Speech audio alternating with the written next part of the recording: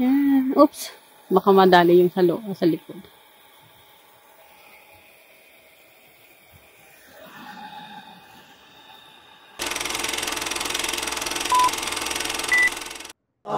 Hello mga ka-dreamers! Welcome back to my vlog. Hello everyone. For today's video, i-share ko lang sa inyo na si Prime Minister Justin Trudeau ay nag-announce po, kaka-announce lang po, na titigil na po sa pag-issue ng LMIA dito sa Canada. Effective po yan on September 26, 2024. Pero hindi po sinabi, wala pang malinaw na guidelines kung hanggang kailan itong in-announce nila na titigil na sila sa pag-issue ng LMIA. Kasi sa dami pong unemployment rate sa mga provinces dito sa Canada, kaya naisipan nila na ititigil muna yung pag-issue ng LMIA. Itong LMIA guys, ito yung kailangan ng mga temporary foreign worker na makapag-apply ng work permit at maging legal sila makapag-work dito sa Canada. Itong LMIA, applicable ito outside and inside Canada. Ako kasi, based din po ako sa LMIA din po ako, nakarating dito, may housekeeping, under low wage din po kami. So, ngayon ay titigil na muna, hindi na ho sila mag-issue ng LMIA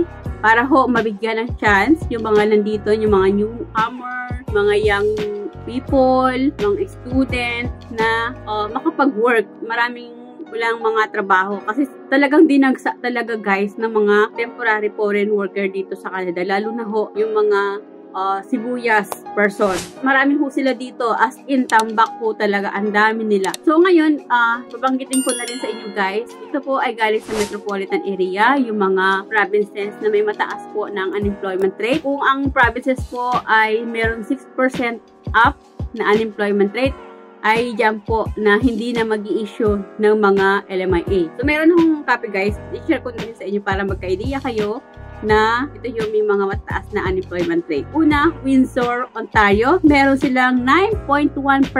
Sobrang taas. Okay, Calgary, Alberta, meron ding 8.5%. Ito yung mga nababanggitin ko guys, ito yung mga unemployment rate. St. Catharines, Ontario, ay meron silang 8.4%. St. John, New Brunswick, 8.3%. Toronto, Ontario, 7.8%. St. John's in Newfoundland and Labrador ay meron din silang 7.7%. Hamilton, Ontario, meron silang 7.3%. Edmonton, Alberta, meron 7.1%. Regina, Saskatchewan, meron silang 7%. Montreal, Quebec, 6.2%. Kitchener, Cambridge, Waterloo, Ontario, meron silang 6.2%. London, Ontario, 6.2%. Okay, London, Ontario, kung saan po ako naka-base. Okay, dito po ako nag-work sa London, Ontario. Ang dami din pong unemployment sa London, Ontario. Pero yun yung 6.2% din pala dito. Belleville, Ontario, meron din 6.2%. Abbotsford, Mission, British Columbia, 6%. Trois Rivieres, Quebec, 6%. Ottawa, Ontario, 6%. Oshawa, Ontario, meron din silang 6%. Okay, so ito yung mga nabanggit ko. Ito po yung mga mataas yung unemployment rate. Kaya ho sila ay titigil muna sa pag-issue ng LMIA. Okay, ano ba yung LMIA? Labor Market Impact Assessment. Ang LMIA ay yan po ang ina-apply ng mga employer sa ESDC para ho mabigyan ng employer nyo ng LMIA at makapag-hire sila ng mga temporary foreign worker. Tapos kapag meron ng LMIA ang mga temporary foreign worker, ay pwede na silang mag-submit ng kanilang application para makakuha sila ng work permit sa immigration or sa IRCC. Okay, so malaki po talaga ang tulong ng LMIA kasi nga po makaka-hire sila ng mga temporary foreign worker. So ngayon, naghigpit na. Nagawa ko na rin ho ng video na kahapon lang din nag-announce yung Montreal na titigil na rin ho sila sa pag-accept ng mga temporary foreign worker under low wage. Kaya yung mga low wage earner, ang rate po ay under po ng 27.47.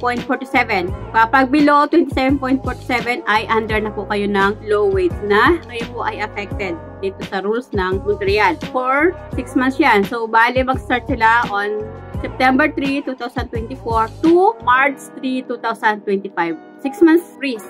Okay, naka-freeze ang Montreal sa pag-process o pag-accept ng mga temporary foreign worker under low wage. Okay, so wala na po. Ngayon, si Prime Minister Justin Trudeau ay nag-announce na rin po na effective on September 26, 2024 ay hindi na ho sila mag-issue ng LMIA. Wala na ho makakapag-work kasi nga mga temporary foreign worker ay hindi na po maka-apply ng work permit kasi nga po wala ho LMIA. So yun po ang ginawa ng Government of Canada ngayon na nagbabawasan sila ng mga temporary foreign worker. Affected po ito sa mga na-hire na may mga employer na, nakapagbayad na, waiting na lang ma-approve yung or kaka-hire na sila, tapos mag-apply na lang yung LMIA, yung employer nila, ay apektado ho sila kasi September 26 po ay hindi na ho mag-accept, hindi na po mag-process ng LMIA ang ESTC kasi sabi ho ng metropolitan area ay sobrang dami po ng mga temporary foreign worker dito sa Canada kasi siguro guys nakakarating din sa government na kasi ang dami ho talagang nagbentahan ng LMIA. Sa labi ho nababasa. Naging ano na rin kasi yung LMIA, naging daan na rin ng pang-scam. Okay, marami din ho sa atin ng mga kababayan natin na naloko, na pangakuan ng LMIA, na mabibigyan nga ng LMIA, nakapagbayad na, nakapag-full payment na, ay wala naman pong LMIA na binibigay. Siguro, nakakarating din po yan sa gobyerno ng Canada na talamak na yung scam. Saka marami na rin po na abuse ng mga temporary foreign worker. Okay, so ngayon ay maghigpit muna ang Canada para ho mabigyan ng prioridad yung people, newcomers, mga student dito sa Canada na makapag-work naman sila. Wala silang mga kompetensya ng mga temporary foreign worker. Tapos guys, yung LMIA, dati kasi sa Hong Kong pa ako, yung LMIA, ang validity niyan ay 18 months. So last year, binabaan yan ng Canada na naging 12 months na lang. Ngayon, from 12 months, ay gagawin na lang po nilang 6 months validity yung LMIA. Kunwari, na-issuean ka na ng LMIA, meron ka ng LMIA, ang validity niyan ay 6 months na lang. So within 6 months, dapat ay makapag-apply ka na ng work permit. Kasi kung hindi ka makapag-apply ng work permit, expired na yung LMIA mo. Hindi ka na makaka-apply. So, another LMIA na naman yan, another process na naman yan, another money. So, kailangan sabay. Habang nag-antay ka ng LMIA, ay meron ka na ring ready na mga documents. Nakapag-medical ka na, nakapag-upfront medical ka na, ganun, para mabilis. Para pag dumating yung LMIA, ay ipapasok na lang yung application mo at safe na yung LMIA mo. Kaysa magkukuha ka na naman, mag-apply naman yung employer mo ng bago, di maghintay ka na naman, di ba? Waste of time. Mahirap na, lalo na ho ngayon, pabago-bago ho yung rules ng Canada. Kala ko nga, yung Montreal, Quebec lang, ganans na mag-freeze sila ng mga temporary foreign worker. Ngayon, buong Canada na ang pag-stop ng pag-issue ng LMIA. Okay, maraming maapektuhan talaga lalo mga kabayan natin na umaasa din na makapag-work dito sa Canada. Kaso nga lang ngayon ay meron na pong dilabas na bagong rules ng Canada na hindi na nga sila mag-issue ng LMIA. Lalo na ho ngayon, yung mga tourist visa dito, mga visitor visa na gusto makapag-work, yun po ang kailangan LMIA. Talagang marami ho mga kailangan ng LMIA kasi yan po talaga ang unang kailangan para ho makapag-apply ng work permit.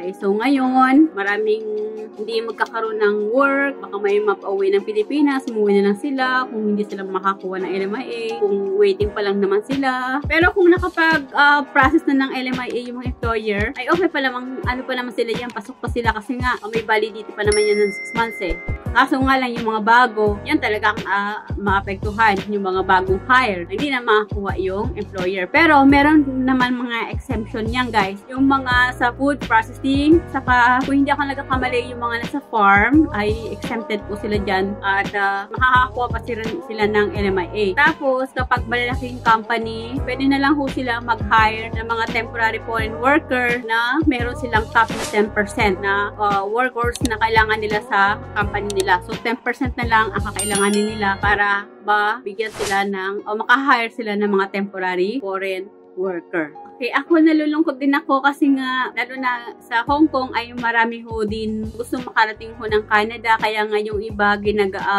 na lang way nila, yung housekeeping mo na maging work nila dito para ho makarating sila ng Canada. Kahit may mga experience sila sa childcare, sa elderly. Kasi yun yung mabilis guys Yun yung mabilis kasi nga, LMIA yun. Kaso ngayon nga ay titigil na ho yung pag-issue ng LMIA. Paano na kaya sila, di ba? Siguro ibang way na lang, kung may mga experience kayo sa childcare, sa elderly, ay antayin nyo lang yung ilalabas na program para sa mga caregiver ngayong early 2025 or this fall season. Antayin nyo lang kasi po mayroong mga program naman for caregiver. Kaso nga rin yung sa housekeeping aid or mga housekeeping ay LMIA po kasi yan. So siguro affected po sila dito kasi nga based po sa experience ko ay LMIA po kami ng mga kasama ko. At nung nagkaroon ng LMIA, saka ho na-process yung work permit. Doon ay nagkaroon kami ng visa. Tapos yung work permit, kapag dumating ka, lumapag ka sa airport, immigration, ay doon ho i-release yung work permit. So, laban lang guys. Alam niyo naman, marami namang home ways. Marami namang paraan para kung makarating kayo ng Canada. Kung meron naman kayong funds, ay siguro mag-student na lang kayo o kaya kung may mga family kayo dito, ay magpa-sponsor na lang kayo for common law partner or spousal sponsorship. So, maraming ways naman.